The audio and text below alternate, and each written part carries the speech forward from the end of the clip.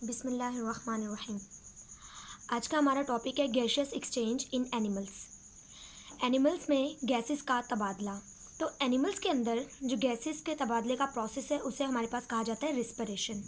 सबसे पहली चीज़ होती है कि आपको फ़र्क समझना पड़ेगा कि गैसियस एक्सचेंज और रिस्पिरेशन में क्या फ़र्क है। गैसियस एक्सचेंज का मतलब होता है गैसेस का तबादला, कि एक गैस बाहर जा रही है इन्वायरमेंट में और दूसरी गैस इन्वायरमेंट से इनसाइड द बॉडी आ रही है, तो इसे कहा जाता है गैसियस एक्सचेंज। पर रिस्पिरेशन का मतलब ये है कि बॉडी के अंदर की मौजूद जो फूड होती है, फूड हमारे पास किस फॉर्म में होती है, ग्लूकोज की फॉर्म में होती है। तो रिस्पिरेशन का मतलब है हमारी फूड का टूटना in presence of oxygen, oxygen की प्रेजेंस में फूड का टूटना रिस्पिरेशन। अब हमारे पास गैसियस एक्सचेंज एक अलग प्रोसेस है, रिस्पिरेशन अलग, लेकिन रिस्पिरेशन यहाँ पर गैसियस एक्सचेंज से क्या कर रहा है, रिलेट कर रहा है। रिलेट क्यों कर रहा है? क्योंकि हमारे पास गैसियस एक्सचेंज में इंसानों के अंदर या एनिमल्स के अंदर क्या होता है, ऑक्सीजन गैस को इनहेल किया जाता है। इनहेल का मतलब सांस के अंदर लिया जाता है, जबकि कार्बन डाइऑक्साइड को एक्सहेल किया जाता है, यानी आउटसाइड ऑफ द बॉडी भेजा जाता है। अब यही प्रोसेस हमारे पास रिस्पिरेशन में क्या होता है कि ग्लूकोज के साथ हमारे पास ऑक्सीजन को इनसाइड द बॉडी इनहेल किया जाता है, और ऑक्सीजन की मतलब कि इनहेल के दौरान ग्लूकोज के में जब ऑक्सीजन को इनहेल किया जाता है तो हमारे पास ऑक्सीजन से रिएक्ट मतलब ग्लूकोज जब ऑक्सीजन से मिलता है तो हमारे पास टूट जाता है carbon dioxide, water plus energy में। ये एनर्जी हमारे पास होती है एटीपी की फॉर्म में, जिसे हम यूज़ कर लेते हैं बॉडी के मुख्तलिफ़ कामों में। मुख्तलिफ़ काम, जिस तरह फूड का तोड़ना, फूड का बनाना, या कोई भी बॉडी के अंदर कोई भी काम हो रहा होता है उसके लिए चाहिए होती है एटीपी। उसके बाद हमारे पास क्या होता है, गैसियस एक्सचेंज में हम टेक इन करते हैं ऑक्सीजन, ऑक्सीजन को सांस के साथ अंदर लेते हैं and give out carbon dioxide, और हम कार्बन डाइऑक्साइड को अपनी बॉडी से बाहर भेज देते हैं। हमारे पास, मैंने आपको फर्स्ट लेक्चर में बताया था कि टेरेस्ट्रियल मतलब ज़मीन पर रहने वाले जानदार। ज़मीन पर रहने वाले जानदार की इन्वायरमेंट होती है एयर, जबकि पानी में रहने वालों की जो इन्वायरमेंट है वो क्या होती है, वाटर होती है। तो हमारे पास एयर में हमारे पास ऑक्सीजन जो होता है वो 21% होता है, कि हवा के अंदर जो ऑक्सीजन की तादाद है या परसेंटेज में वो 21% हमारे पास क्या होता है, ऑक्सीजन होता है। जबकि हमारे पास पानी के अंदर, वाटर में जो फ्री ऑक्सीजन पाया जाता है वो 5% होता है। अब ये बात भी होती है कि पानी का फॉर्मूला होता है H2O, तो ऑक्सीजन तो पानी के अंदर भी मौजूद है, लेकिन ये ऑक्सीजन फ्री ऑक्सीजन नहीं है। हमें रिस्पिरेशन के लिए चाहिए फ्री ऑक्सीजन जो कि इन्वायरमेंट में मौजूद हो, जिन्हें हम इनहेल कर सकें। उसके बाद है हमारे पास कि प्रॉपर्टीज़ ऑफ रिस्पिरेटरी सरफेस, कि अब आपके सबसे पहले ये पता होना चाहिए कि रिस्पिरेटरी सरफेस क्या होता है। रिस्पिरेटरी सरफेस हमारे पास एक ऐसा सरफेस होता है जहाँ से गैसेस का तबादला होता है। क्योंकि अगर हम छोटे ऑर्गेनिजम्स को देखें, एग्जाम्पल ले लेते हैं, जैसे कि हम एक अमेबा को देख लें। अमेबा की बॉडी में सिर्फ यूनिसेलुलर होती है, कि एक सेल होता है, तो क्या होता है, बाहर से गैसेस अंदर आ जाती हैं ईजीली डिफ्यूजन के ज़रिए, और अंदर से कुछ गैसेस जो नहीं चाहिए वो बाहर ईजीली निकल जाती हैं। तो हमारे पास यहाँ कोई नया मैकेनिज़्म नहीं चाहिए। लेकिन अगर मैं एक इंसान एग्जाम्पल लेते हैं, ये एक इंसान है, इस इंसान के पास billion of trillions of cells हैं। इसके पास इतने सारे सेल हैं कि हर सेल इन्वायरमेंट के साथ हमारे पास कांटेक्ट में नहीं है कि वो डायरेक्टली अपनी गैस बाहर निकाल ले और अंदर ले ले। तो इंसानों के पास और हायर एनिमल्स, जो कि एनिमल्स हैं मल्टी सेलुलर, उनके पास स्पेशल ऑर्गन होते हैं। जैसे कि इंसानों के पास है लंग्स, इसी तरह हमारे पास जो फिशेज़ हैं उनके पास हमारे पास होता है गिल्स। तो ये ऑर्गन्स होते हैं जो कि एनिमल्स के अंदर क्या करवा रहे होते हैं, गैसियस एक्सचेंज करवा रहे होते हैं। इन ऑर्गन के अंदर एक ख़ास जगह होती है जिसे हम कहते हैं रिस्पिरेटरी सरफेस। तो रिस्पिरेटरी सरफेस की कुछ खासियत होनी चाहिए कि वहाँ से कैसे रिस्पिरेशन या गैसियस एक्सचेंज हो सकती है। सबसे पहले थिन, कि जो सरफेस जहाँ से गैसेस अंदर से बाहर जा रही हैं वो बहुत ज़्यादा थिन होना चाहिए, बहुत ज़्यादा पतला होना चाहिए। उसके बाद वेट, वो सरफेस हमेशा गीला रहना चाहिए। उसके बाद है परमिएबल। परमिएबल का मतलब होता है अपने अंदर से चीज़ों को बाहर जाने दें और बाहर की चीज़ें अंदर आने दें। एग्जाम्पल लेते हैं, जैसे कि हमारे पास दरवाज़ा है, दीवार है और दरवाज़ा है। दरवाज़ा एक ऐसी जगह है जो परमिएबल है, जहाँ से कोई इंसान अंदर भी आ सकता है और अंदर से बाहर भी जा सकता है, जबकि दीवार से कोई बाहर नहीं जा सकता। तो इसका मतलब दीवार इज़ इम्परमिएबल, वो परमिएबल नहीं है। इसी तरह हमारे पास जो दरवाजे वाली जगह है वो क्या है, परमिएबल, वो अंदर बाहर चीज़ों को आने जाने दे रही है। उसके बाद large in relation to the volume of body, कि हमारे पास जो रिस्पिरेटरी सरफेस है वो बॉडी के मुकाबले में बहुत ज़्यादा होना चाहिए। अब ये चीज़ आपको समझने की ज़रूरत है अगर मैं यहाँ पे आपको बताऊँ कि हमारे पास अगर लंग्स का स्ट्रक्चर है, ये हमारे पास लंग्स के एक स्ट्रक्चर है, अवॉइड द क्लीननेस। अब हम लोग ये लंग्स का एक स्ट्रक्चर है हमारे पास, इस स्ट्रक्चर के अंदर हमारे पास क्या होता है, बहुत छोटे स्ट्रक्चर हैं जो हमारे पास गैसियस एक्सचेंज को करवा रहे होते हैं, वो हमारे पास होते हैं एल्वियोलाई। लंग्स के अंदर जो सबसे छोटा स्ट्रक्चर है वो क्या होता है, एल्वियोलाई होता है। अब एल्वियोलाई के अंदर हमारे पास कैसे गैसेस एक्सचेंज होती हैं कि हमारे पास गैसेस आती हैं, यहाँ पर गैस आती है ऑक्सीजन, यहाँ पर हमारे पास जो एल्वियोलाई है, अगर मैं इसे मैग्नीफाई करके ड्रॉ कर रही हूँ तो वो यूँ होता है। अब जैसे यहाँ से हमारे पास ऑक्सीजन गैस आएगी यहाँ पर, तो इसमें ये जो सरफेस है यहाँ पे होती है कैपिलरीज साइड पर, जिनसे हमारे पास कार्बन डाइऑक्साइड इसमें वापस आएगी और इधर से ऑक्सीजन जो कि यहाँ से आई थी वो यहाँ जाएगी। तो ये होता है हमारे पास एक्सचेंज हो रहा है इस जगह पर आकर एल्व्यूलस पे। तो हमारे पास रिस्पायरेटरी सरफेस पतला होना चाहिए, तो एल्व्यूलाई जो होता है वो इतना पतला होता है कि इसमें सेल की सिर्फ एक लेयर होती है। अगर मैं आपको बताऊँ कि बहुत से सेल्स होते हैं, ये मिलकर एक टिश्यू बनाते हैं, तो ये सिंगल सेल की लेयर होती है कि इतनी पतली लेयर होती है कि आप इजीली क्या कर सकते हैं, इसके अंदर से एक चीज़ दूसरी जगह डिफ्यूज़ हो सकती है। अब मैं आपको ये भी बताऊंगी कि डिफ्यूजन भी क्या होता है। फिलहाल आपको ये समझना है अच्छे से कि हमारे पास रिस्पायरेटरी सरफेस एक ऐसा सरफेस है जहाँ से गैसेस एक्सचेंज हो रही होती है। ये बहुत ज़्यादा पतला होता है, ये हमेशा गीला होता है, इससे हर चीज़ गुजर सकती है और ये बहुत ज़्यादा होता है इसका वॉल्यूम बॉडी के वॉल्यूम के मुकाबले में। अब अगर आप एल्वियोलाई देखें तो आपकी जो बॉडी है उसके अंदर एक लंग्स के अंदर तकरीबन मिलियंस ऑफ एल्वियोलाई है, मतलब 10 लाख से ज़्यादा। तो 10 लाख से ज़्यादा एल्वियोलाई हैं और अगर आप हर एक एक एल्वियोलाई को खोलेंगे तो ये इतना ज़्यादा हो जाता है कि आपकी बॉडी से 20 टाइम्स 20 टाइम्स ज़्यादा होता है हमारे पास एल्वियोलाई का वॉल्यूम। क्योंकि अगर आप एक एक एल्वियोलाई को खोल कर रखेंगे तो आपके पास क्या आ जाएगा, एल्वियोलाई का वॉल्यूम आ जाएगा। उसके बाद हमारे पास नेक्स्ट टॉपिक है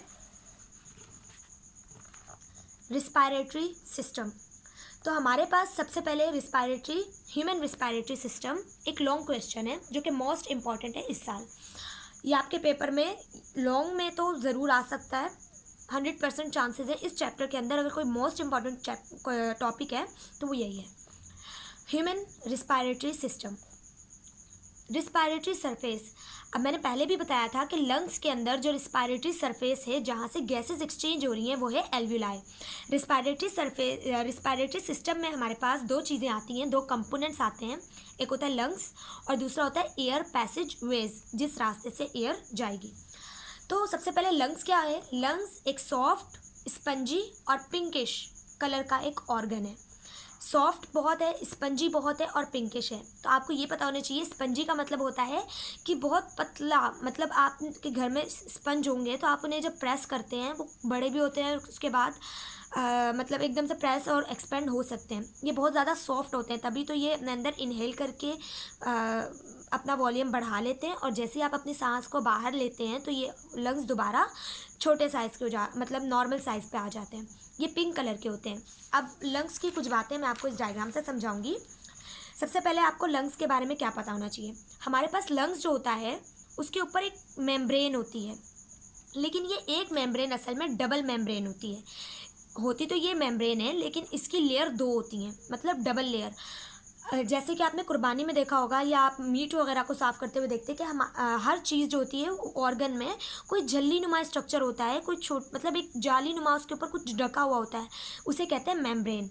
अब हमारे पास लंग्स के ऊपर जो मेम्ब्रेन होती है उसका नाम होता है हमारे पास प्लूरल मेम्ब्रेन।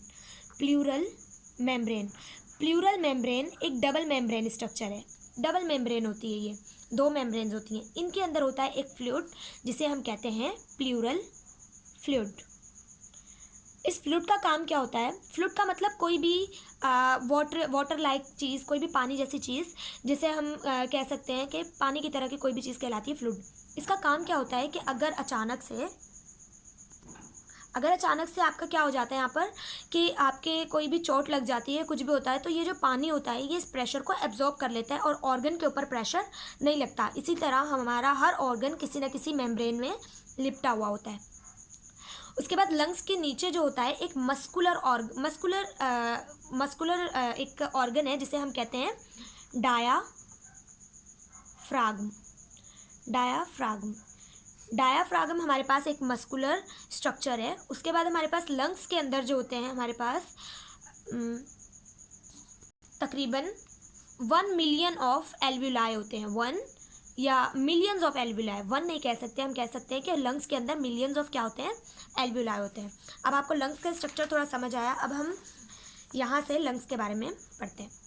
लंग्स हमारे पास क्या होते हैं, सॉफ्ट होते हैं, स्पंजी होते हैं और पिंकिश अपीयरेंस होती है, पिंक कलर के। ये हमारे पास प्लूरल मेम्ब्रेन से कवर हुए होते हैं। प्लूरल फ्लूइड होता है इस 2 मेम्ब्रेन्स के दरमियान। मैंने आपको पहले बता दिया कि प्लूरल मेम्ब्रेन एक डबल मेम्ब्रेन स्ट्रक्चर है। इसके दरमियान में एक फ्लूइड होता है जो कि क्या होता है, प्लूरल फ्लूइड। हर लंग में तकरीबन मिलियंस ऑफ एल्वुलाई होते हैं। अब एल्वुलाई क्या है हमारे पास, एल्वुलाई जो है वो हमारे पास रिस्पायरेटरी सरफेस है जहाँ से गैसेस एक्सचेंज होती हैं। ये एक पाउच की तरह का छोटा सा माइक्रोस्कोपिक स्ट्रक्चर है। ये इतना छोटा है कि आप अगर लंग्स को डाइसेक्ट करेंगे, काटेंगे, तो आपको इजीली एल्वुलाई नहीं दिखेगा। ये एक माइक्रोस्कोप के ज़रिए आप देख सकते हैं। 1 लेयर्ड सेल, इसके जो सेल हैं वो जस्ट जो पूरा एल्वुलाई है वो सिंगल लेयर होता है। उसमें सिर्फ एक सेल की वजह से मेम्ब्रेन बनती है, जिसकी वजह से हमारे पास क्या हो सकती है, गैसियस एक्सचेंज। क्योंकि गैसियस एक्सचेंज हमेशा उस सरफेस से होती है जो बहुत ज़्यादा थिन हो, बहुत ज़्यादा पतला हो। Enclose by dense capillaries network. अब जो ये एल्वुलाई होता है इसके इर्द गिर्द बहुत सारी कैपिलरीज का गुच्छा होता है। असल में अब आपको ये नहीं पता होगा कुछ बच्चों को कि कैपिलरीज क्या होती हैं। तो आपके पास जो ब्लड होता है वो हमारे पास जिन चीज़ों से जाता है उसे हम कहते हैं वेजल्स। तो ब्लड वेजल 2 तरह की होती हैं, एक होती है वेन, एक होती है आर्टरी, एक होती है आर्टरी। अब वेन्स जो होती हैं वो मेन्स मतलब बड़ा स्ट्रक्चर है। वेन्स जब छोटे छोटे हिस्सों में डिवाइड होती हैं उसे हम कहते हैं वैन्यूल्स। इसी तरह आर्टरीज जब छोटे हिस्सों में डिवाइड होती है उसे हम कहते हैं आर्टीरियोल्स।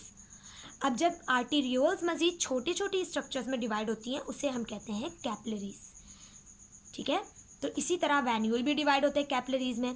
तो कैपिलरीज वो जगह है जहाँ पर गैसियस एक्सचेंज होती है। कहाँ पर, एल्वुलाई के ऊपर। तो अब हमारे पास क्या होता है, एल्वुलाई पे कैपिलरीज का बहुत बड़ा गुच्छा होता है और कैपिलरीज खुद भी सिंगल लेयर्ड होती हैं। अगर मैं बोलूँ यहाँ एक कैपिलरी है तो उसमें भी सिंगल सेल की एक लेयर होगी। तो यहाँ से हमारे पास कैपिलरी में चला जाएगा ऑक्सीजन और कैपिलरी में जो खून होगा जिसमें कार्बन डाइऑक्साइड ज़्यादा होगी वो यहाँ आ जाएगा, जिससे बाद में ये वापस लंग से बाहर निकाल देगी। उसके बाद आपको पता होना चाहिए एयर पैसेजवेज कि हवा का क्या रास्ता होता है जब आप सांस को इनहेल कर रहे होते हैं। तो हमारे पास क्या होता है, जब आप सांस अंदर लेते हैं, इनहेल करते हैं, तो ये आपका नोज़ है। एग्जाम्पल लेते हैं, ये आपकी नोज़ है। नोज़ के अंदर की कैविटी को कहते हैं नेज़ल कैविटी। अब नेज़ल कैविटी से आपकी जो एयर है वो नीचे जाती है और इस पार्ट को हम कहते हैं फेरिंग्स। अब हमारे पास नेज़ल कैविटी से एयर नीचे जाती है फेरिंग्स की तरफ। यहाँ से नीचे का स्ट्रक्चर होता है हमारे पास लैरिंग्स। लैरिंग्स का दूसरा नाम होता है साउंड बॉक्स। यहीं से हम अपनी आवाज़ जो है वो प्रोड्यूस कर रहे होते हैं। अब लैरिंग्स के नीचे हमारे पास आता है ट्रैकिया। ट्रैकिया ट्रैकिया से नीचे हमारे पास, ट्रैकिया के ऊपर पहचान ये होती है कि यहाँ पर सी शेप कार्टिलेज। असल में ये कार्टिलेज ना यूँ होती है, तो इस वजह से हम इसे कहते हैं सी शेप, क्योंकि ये सामने की तरफ होती है। बैक साइड हमारे पास इस जो पाइप है इससे हमारे पास विंड पाइप को जो हमारे पास सपोर्ट दे रहा होता है वो वर्टिब्रल कॉलम होता है। पीछे वर्टिब्रल कॉलम है, आगे सी शेप कार्टिलेज होती है। उसके बाद नीचे जाती है ये, तो ट्रैकिया 2 पार्ट्स में डिवाइड हो जाता है जिसे हम कहते हैं ब्रोंकाई।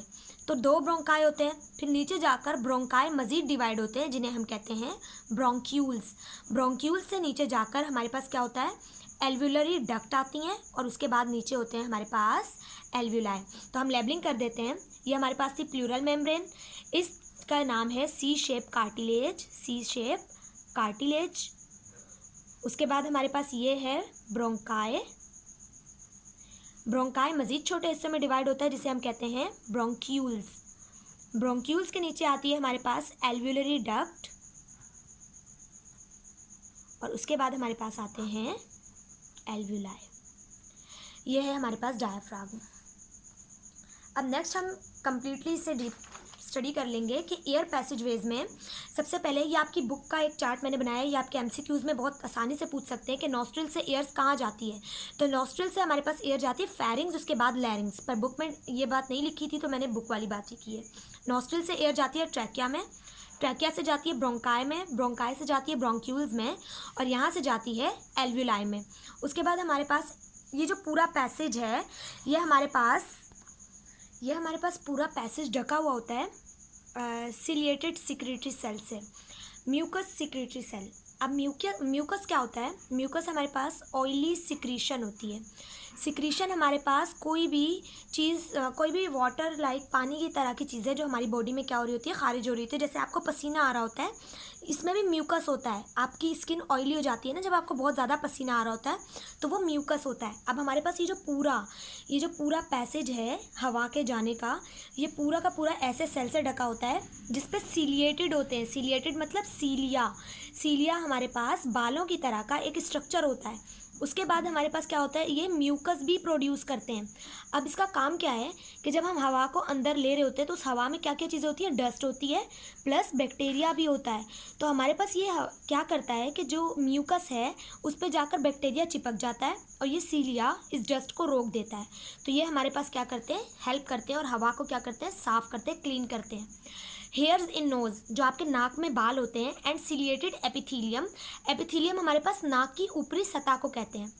जैसे एपिडर्मिस मैंने आपको बताया था, इसी तरह एपिथीलियम नाक के ऊपरी सतह को कहते हैं। सिलिएटेड एपिथीलियम ऐसे सेल जिनमें से क्या हो, सीलिया हो। अब हमारे पास क्या होता है, म्यूकस, और म्यूकस जो है विच रिमूव डस्ट एंड जर्म्स। अब जो हमारे नाक के अंदर जो बाल होते हैं वो हमारे पास डस्ट को रोकते हैं। सिलिएटेड एपिथीलियम जो हमारे पास म्यूकस सिक्रीट करते हैं, उससे हमारी क्या रिमूव होती है, डस्ट और जर्म्स भी रिमूव हो रहे होते हैं। नेक्स्ट है हमारे पास ट्रैकिया। ट्रैकिया हमारे पास क्या है, जैसे ही हम नोज़ से ब्रीथिंग इन करते हैं या ऑक्सीजन को इनहेल करते हैं तो हमारे पास नोज़ के बाद वो जाती है ट्रैकिया में। तो ट्रैकिया में क्या होता है, ट्रैकिया का जो सबसे ऊपरी हिस्सा है जिसे हम कहते हैं लैरिंग्स, लैरिंग्स को हम कहते हैं साउंड बॉक्स। वो साउंड प्रोड्यूस होता है दो वोकल कॉर्ड्स। वोकल कॉर्ड्स हमारे पास इस तरह का एक स्ट्रक्चर होता है जो हमारे पास क्या करती है, आवाज़ को प्रोड्यूस करती है, इसमें वाइब्रेशंस होती हैं। उसके बाद ओपनिंग ऑफ लैरिंग्स इज ग्लोटिस। अगर आप देखेंगे कि लैरिंग्स जब यहाँ से नीचे जा रहा है तो ये जो ओपनिंग है यहाँ पर लैरिंग्स की साइड पर, इसे हम कहते हैं ग्लोटिस। और ग्लोटिस के ऊपर एक कवर होता है, कवर को हम कहते हैं एपीग्लोटिस। बस ये बात याद रखनी है कि opening of लैरिंग्स is called glottis. हमारे पास ये चीज़ एमसीक्यूज़ में भी आ सकती है और पूछा भी जा सकता है। नेक्स्ट है आपके पास ग्लोटिस की एक लिड होती है, कवर होता है, जो हमारे पास क्या होता है, एपीग्लोटिस। तो हमारे पास ये क्या करता है एपीग्लोटिस, जब हम कुछ खा रहे होते हैं तो हमारे पास इस जो सुराख है, जो ग्लोटिस है, इसे बंद कर देता है ताकि हमारा जो खाना है वो सांस की नाली में ना जा सके, वो विंड पाइप में ना जाए। विंड पाइप मतलब हवा की नाली, वो हमारे पास फूड पाइप में जाए। उसके बाद हमारे पास है trachea has C shape cartilage, कि ट्रैकिया के अंदर क्या होती है, सी शेप की कार्टिलेज होती है, जो कि मैं आपको ऑलरेडी बता चुकी हूँ। नेक्स्ट है हमारे पास bronchi. Trachea divided into 2 bronchi, कि ट्रैकिया डिवाइड हो जाता है 2 ब्रोंकाई में डिवाइड हो जाता है। उसके बाद हमारे पास है, देखो ब्रोंकाई 2 को कहा जाता है, ब्रोंकस का मतलब होता है 1। ब्रोंकस के पास भी हमारे पास सी शेप की कार्टिलेज होती है, या सी शेप रिंग होती है। ब्रोंकाई डिवाइड होती है ब्रोंक्यूल्स में। अब हमारे पास ब्रोंक्यूल्स क्या है, ये वो छोटी नालियां हैं जहाँ पर हमारे पास क्या होता है, ब्रोंकाई जो है ओपन होते हैं ब्रोंक्यूल्स में। उसके बाद ब्रोंकाई जो है आखिर में जाकर ओपन होती है। ब्रोंक्यूल्स हमारे पास जो ब्रोंकाई है वो हमारे पास डिवाइड होकर बनाते हैं ब्रोंक्यूल्स, और ब्रोंक्यूल्स हमारे पास मज़ीद जाकर ओपन होते हैं किसमें, एल्व्यूलाई में। तो ये हमारे पास पूरा पैसेज था। उसके बाद है लंग्स कैपेसिटी, के लंग्स की कैपेसिटी क्या है, तो हमारे लंग्स में 5 लीटर एयर्स आ सकती है। जब हम फुली ब्रीथ इन करें, बहुत ज़्यादा सांस अंदर की तरफ खींच लें, तो हमारे पास क्या होता है, लंग्स की कैपेसिटी में सिर्फ 5 लीटर एयर आ सकती है, जिसमें से हमें जो ज़रूरत होती है वो सिर्फ 1.5 लीटर इस्तेमाल होता है। ठीक है, तो आज के लेक्चर में अगर कोई भी क्वेश्चन है आपको तो आप कमेंट में पूछ सकते हैं। उसके अलावा चैनल को सब्सक्राइब ज़रूर करिएगा और कोई भी क्वेरी या कोई भी क्वेश्चन ज़रूर पूछिएगा। Thank you so much.